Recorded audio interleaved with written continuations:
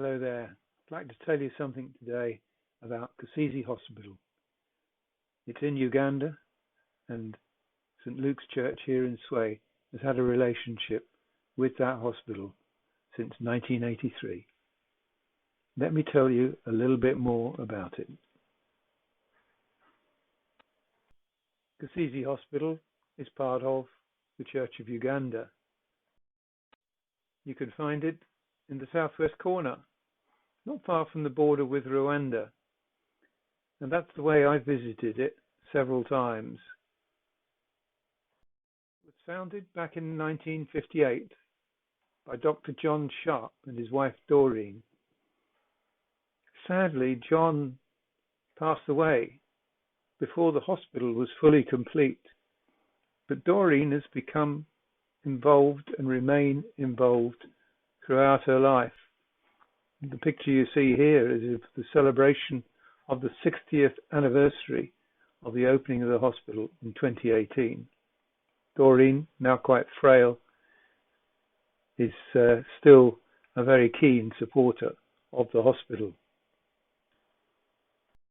These two people are key to the hospital at the moment. Ian Spillman, Dr. Ian Spillman, is their medical superintendent. He's a retired pediatrician and still actively practices that art. But a lot of the time he's involved with the running of the hospital. His wife Hannah is a midwife and she runs the maternity wing. Well, good morning, Ian. It's lovely to see you with us today.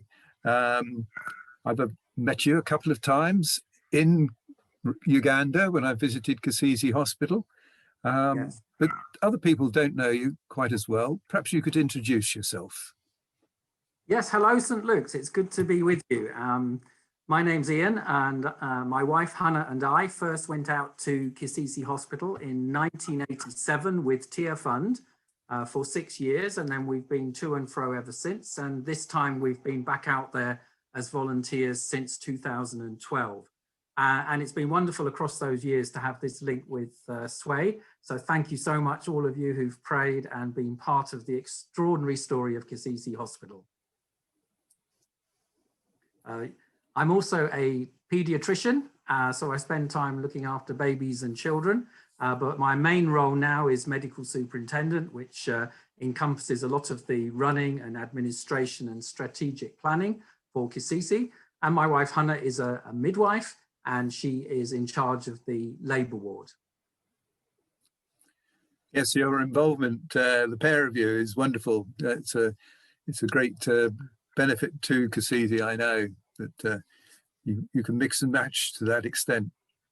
Of course, St Luke's has been involved with KIsiizi since as long ago as 1983, amazingly. We've supported faithfully through prayer and in different ways. There's one of our home groups that support with book sales and beetle drives, which are more exciting than they sound, especially in Sway. And then regularly we've been sending knits to the, meaning knitted items, for use by young babies and also the nurses. And we've done lots of things and had a lot of contact with Anne Moore, of course retired about a year or so back, and loved knowing her. Can you tell us a bit more about what's been happening in KIsiizi, and particularly a focus on the COVID situation? So as with many parts of the world, the pandemic has impacted KIsiizi Hospital dramatically. The difference is that we serve a very poor community in a rural area. And initially, in the earlier months of 2020, the impact was secondary. We didn't actually see any cases for quite a long time, but what we did have was the impact of the lockdown, which meant many people had to stay at home and couldn't access medical services. At the same time, we had to close our primary school, our school of nursing, our guest house, and our normal visitors from different countries were unable to come. And all of that had a big impact, as well as the significant reduction in the patient numbers. So that was quite difficult. And at the same time, supply lines for some of our medicines were also impacted, and it became difficult. So for example, medicines we use for our patients with mental illness normally just come straight from our supplier, the joint medical stores, but they no longer came through, and we actually had to send vehicles to Kampala to try and get supplies from the National Mental Health Hospital. So that was difficult, and then we had to sometimes take the medicines out to particular families because otherwise they wouldn't get the treatment they needed and would relapse. We also had to introduce this triage at the gate in order to pick up any cases promptly, and rather than the risk of them mixing with the rest of the clinic patients and potentially spreading infection. We set up an isolation unit in order that we could segregate these patients safely and ensure that the infection was contained. This is quite labor intensive. We had to have cubicles and a team to look after these patients, and those nurses and the doctor involved couldn't do anything else. So quite challenging, but they worked really hard at it. And we had quite a number of suspects to care for. Quite a lot of frustration when sometimes the testing took a very long time to get the results, so we didn't know what was coming.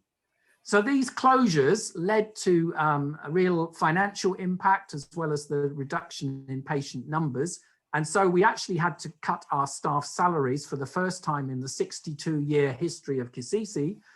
We made a reduction of 25% in the salaries of all our staff, which was a really difficult thing to do, but they really accepted it because across the country, this impact was really so big.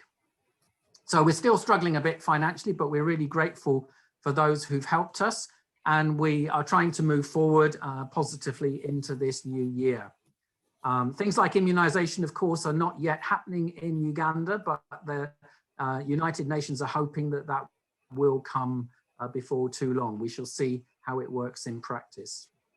So the pandemic has had a huge impact. We've started to get some of our student nurses back for the final year to do their exams, and the same with some of the primary school children. So things beginning to move in the right direction, but quite a long way still to go. Thank you. Thank you, Ian. Yes, it's quite different here, but we're all affected in many ways, and hospitals in particular, and obviously here our hospitals are absolutely jam-packed at the moment, and many ordinary procedures are just not happening.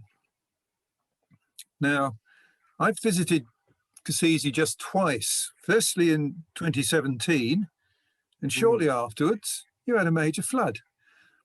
And I came again last year in 2020. And guess what happened?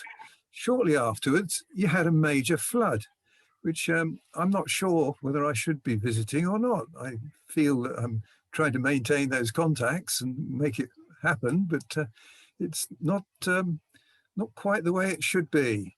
But perhaps you could tell us something about this, and I will again share the screen.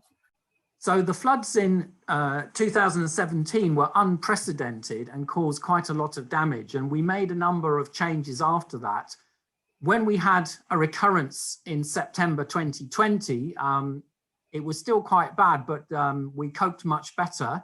But it does show you the extent of the flooding here. You can see the children's ward with water, and we had to evacuate our patients to another area. But thankfully, all the patients were fine, and the staff kept working. We managed to continue all our services. This is our chapel, which has been taken over as an overflow ward for some of the patients that had to be moved. All the staff really worked hard to get us through that, and we're grateful for the help we had. And we've now been able to put further measures in place. We're trying to prevent future problems. The main issue had been the hydroelectricity generator was damaged by the floods. We've put in some more protection to try and avoid that.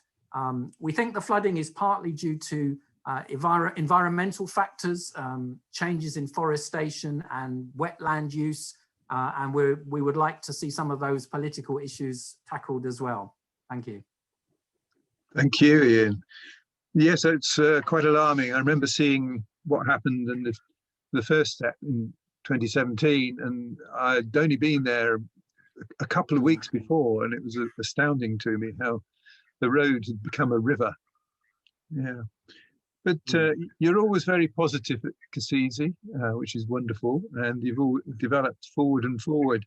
I wonder what new developments are there coming forward now? And I will prompt you by saying I have heard at our meeting about a month ago that a new maternity wing's in sight. Yes, thank you. KIsiizi has never closed its doors to any patients in its 62 years. That's one of the wonderful things. And one of our themes has always been care for the vulnerable. So the result has been that we have mothers coming to deliver, we have premature babies brought from other units because we offer these services. And as a consequence, we are running out of space for those services particularly. We're really squashed at times, and I'm sometimes looking after babies in a corridor with other people walking past. It's not ideal. So we have this plan for a new ward block to go on the site of the old mental health ward, which is now disused because we built a new mental health block. And so the new maternity and neonatal unit, and also a small intensive care unit, are planned. So the management have been working on that, and we did have a visiting architect from UK who's helping us, drawing up some of the plans and options. So we will be hoping to move that forward. I'm hoping at the moment we might be able to start something next year in 22. But we're praying for the right way forward on all the detail. It's a very big project, but it will allow us to move further towards our goal. The goal of the Board of Governors is that KIsiizi Hospital Church of Uganda should be a centre of excellence. One of the great pleasures when I've been at KIsiizi is that every morning starts with prayer. Normally been in the chapel, but just now it's been in the outdoors because of COVID. That's right. And I just wonder what there is that we should be praying for our friends in KIsiizi Hospital. Well, thank you. I think many of you know that the motto for KIsiizi Hospital is life in all its fullness, which comes from John chapter 10, verse 10, where Jesus says, I've come that you might have life to the full. And so our target, our goal is to bring wholeness and health of body, mind, spirit, and community. So that's a huge target. It's a huge goal, and we would value very much prayers about delivering that motto in practice every day. So the staff have been hard pressed, and so the first prayer is, will you please pray for our staff to be refreshed and to be motivated to continue to serve, even to go the second mile, serving some very needy people. Will you pray for wisdom for the management team making important decisions and trying to be good stewards of resources, and pray that the Lord will provide the right people and the right resources going forward. And on the bigger picture, will you please pray for Uganda following the presidential elections recently, and particularly pray for the new Archbishop and the church, that she will have a voice of guidance and encouragement to the people, that the country may stay peaceful, but that things may move forward in a very positive way going forward. So a lot of different areas. We're really grateful for your prayers. Thank you for standing with us through it all. I hope you've enjoyed hearing some of what Ian has had to tell us about KIsiizi Hospital. There are many more things he could have told you. The insurance scheme, where people can afford to have medical assistance, and the children that are cared for, and so many other things. It's a marvelous place. It does so much. You may want to help. You may want to hear more news. At the very end of this video, I'm going to put the contact details for the hospital and a link where you can email Ian and get their newsletters regularly. I hope you take advantage of those and learn more about KIsiizi. It's as I say, a wonderful place. But the last thing I'll do before that is just share with you a video that I made on one of my visits, talking to Moses Mugume, and he's the senior administrator within the hospital. And I think you might gather a sense there of the value of our relationship with that hospital through time, and it's lovely to hear from him. But do think of keeping in touch with them, keep in touch with us. Thank you for watching. Greetings from KIsiizi. It's been a joy, a great joy having Jonathan with us. And thank you for your love, thank you for your prayers. I came in this morning particularly to see John.